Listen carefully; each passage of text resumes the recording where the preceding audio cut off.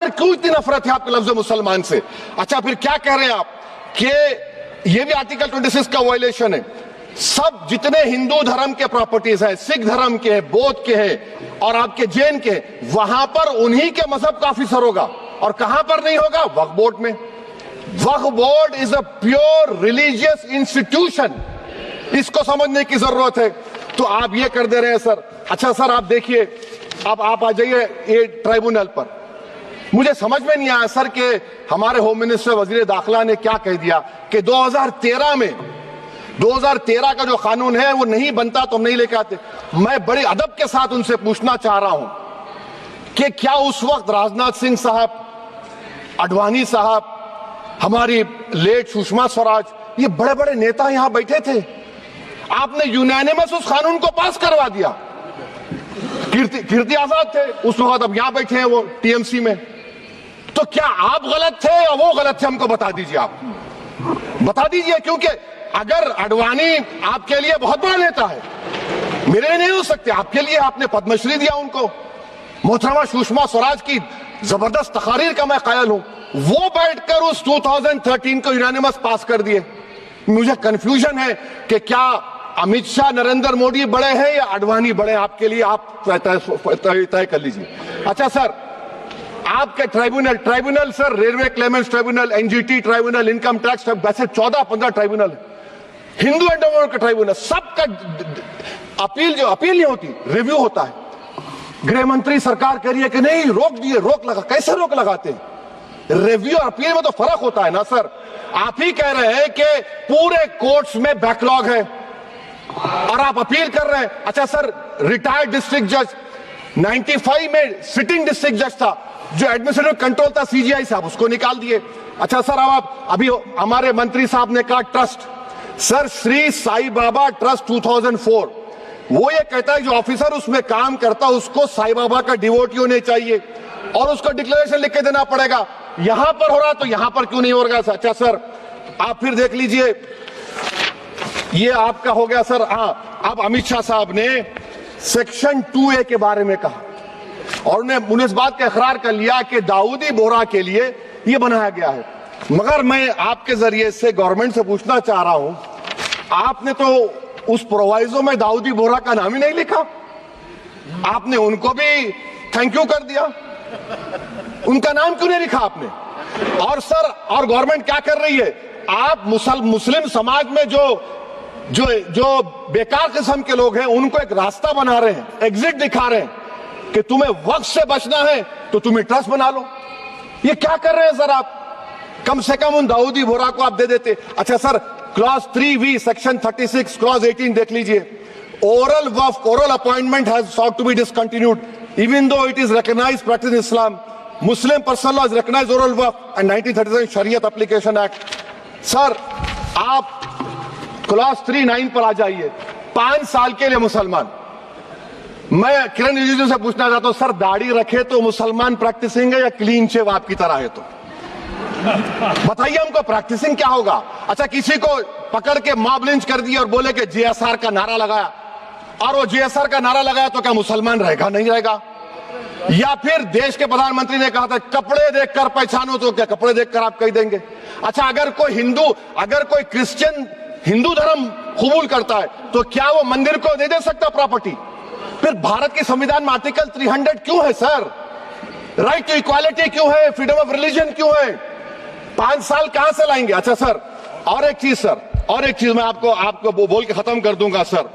इस बिल में वक्फ औलाद का सर, इसमें आप देखिए clause 432, the creation of waqf al-awlad shall not result in denial of inherent rights to heirs, including women heirs or the waqif or any other right of person. Sir, ये article 25 का violation है, शरीयत application act 37 का violation, article 300A का violation है। अच्छा, हिंदू धर्म में सेल्फ एक्वायर्ड प्रॉपर्टी को एक हिंदू, अब उसके फर्ज के 2 बच्चे हैं, वो एक को अपनी पूरी दौलत दे सकता है, कोई रोक टोक नहीं है। वो कहेगा नहीं मैं घर के बच्चों को नहीं दूंगा, मोहल्ले के गरीब को दे दूंगा, वो भी कोई रोक टोक नहीं है। वहां पर आपको बच्चों की फिक्र नहीं है। जब मैं अपनी प्रॉपर्टी को अल्लाह को मालिक बनाकर दे रहा हूं, आप कह रहे बच्चियों की फिक्र नहीं है।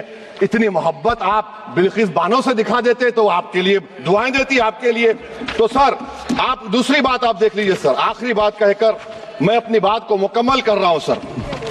नहीं खैर मैं मुकम्मल कर रहा हूं, स्पीकर साहब बहुत टाइम दे दिए। सर आप देखिए इसमें अमित शाह साहब बोले कि इतनी प्रॉपर्टीज का कब्जा हुआ, चोरी हुई, ये हुआ। सर क्लॉज 2652A सेक्शन, अगर कोई प्रॉपर्टी बेचता है 2 साल की सजा थी, आपने क्या कर दिया उसको 6 महीने कर दिया। नॉन अवेलेबल था आपने अवेलेबल कर दिया। सेक्शन 40 की बात करते हैं, सेक्शन 40 में सर हमको जो ज्वाइंट वर्किंग कमेटी का जो नोट्स दिए उसमें मिनिस्ट्री ऑफ माइनॉरिटी अफेयर्स ने कहा कि 30 साल में 515 केसेस सेक्शन 40 के और सिर्फ 8 लोग कोर्ट को गए। वक्फ यूजर का कानून तेलंगाना आंध्रा में है, सेक्शन 40 का कानून तमिलनाडु 63 है, आंध्र प्रदेश में 43 है। और सर आप डायरेक्शन दे रहे हैं, अच्छा क्लॉज 4218B देखिए सर, आप रूल बना रहे हैं कोऑपरेटिव फेडरलिज्म के खिलाफ है, इतना रूल बना रहे हैं। और आखिर में सर मैं आपको बताना चाह रहा हूं स्पीकर साहब, ये बिल का मकसद सिर्फ मुसलमानों को जलील और रुस्वा करना है, मुसलमानों को दूसरे दर्जे का शहरी बनाने का इनका मकसद है। सर अगर आप हिस्ट्री को पढ़ेंगे तो महात्मा गांधी उस वक्त के व्हाइट अफ्रीका में सफेद फार्म अफ्रीका के कानून को महात्मा गांधी ने कहा था कि ये मेरा कॉन्शियंस इसको मानता नहीं, मैं इस कानून को कबूल नहीं करता हूं। तो महात्मा गांधी ने क्या किया, उन्होंने उस कानून को फाड़ दिया। तो मैं गांधी की तरह इस कानून को फाड़ता हूं। ये अनकॉन्स्टिट्यूशनल है सर। इस देश में झगड़े पैदा करने का काम बीजेपी करना चाहती है मस्जिद और मंदिर के नाम पर, इसीलिए मैं इसका कंडेम करता हूं। और मैं आपसे गुजारिश करता हूं कि मैंने अपने 10 अमेंडमेंट दी है, आप इसको कबूल करिए सर, मुझे बोलने का मौका दीजिए और उस पर डिवीजन का मैं डिमांड भी करूंगा। Thank you sir. Shri PP Chaudhary जी।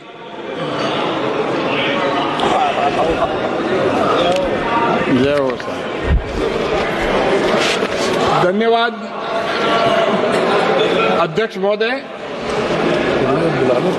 बहुत सुनने को मिला भी, लेटेस्ट ओवैसी जो हैं उन्होंने अपनी बात बताई कि भारत के संविधान के तहत फंडामेंटल राइट का वायलेशन है। और मेरा मानना है कि सुप्रीम कोर्ट ने जो समय समय पे जजमेंट दिए हैं उसमें वक्फ जो एक्ट है इसको इंस्टीट्यूटरी बॉडीज माना है, चाहे वक्फ बोर्ड हो चाहे काउंसिल हो, और इनको ये माना है कि ये रिलीजियस एंटिटीज नहीं है।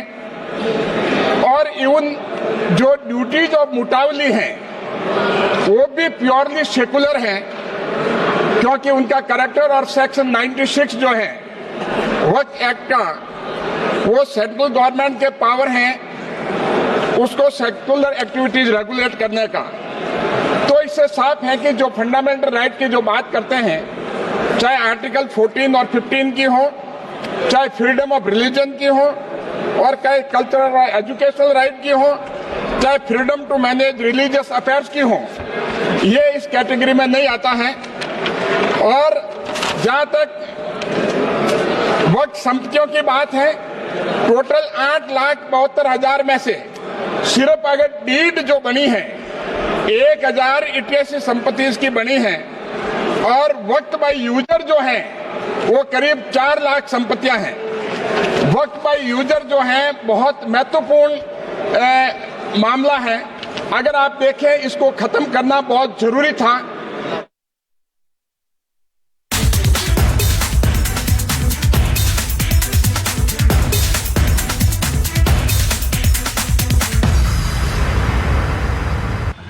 नमस्कार। बिहार यात्रा में अब हम बिहार की राजधानी पटना पहुंच गए हैं। देश की राजधानी दिल्ली में आज बड़ा घटनाक्रम हुआ। लोकसभा में वक्फ संशोधन बिल पेश हुआ और बहुत आशंकाएं, बहुत बातें की जा रही थी।